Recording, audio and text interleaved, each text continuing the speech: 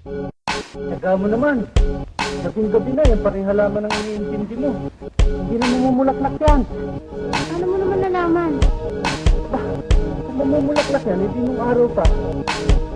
Ikaw ba, may nakita ka na ba rose na mulaklak din sa lugar natin?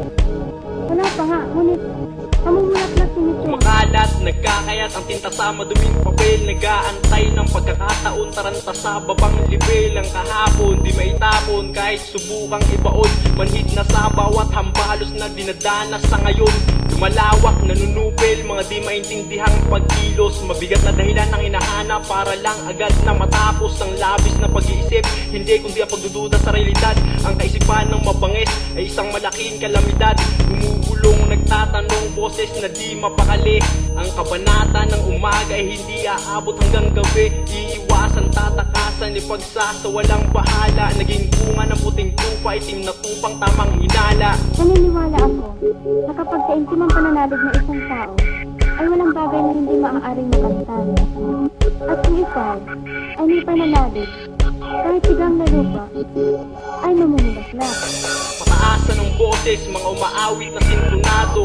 Pataasan ng ihik, mga nagpapanggap na eksperto. Umaapaw, mga salitang masangsang, parang panis na laway. Bakal na kamay ang habol, hindi pagsuporta ang pakay.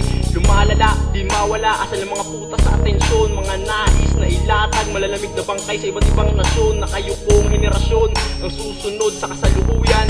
Hinaharap ng mga paa ay kulay pulang daanan. Limitado na ang letra na siya mismo maglalarawan. Tarantado ang naghahangad ng pagbabagong di masimulan. Paligoy-ligoy, di direkta, tama na alam pang opinyon. Matatamis na salita ay mapait na solusyon.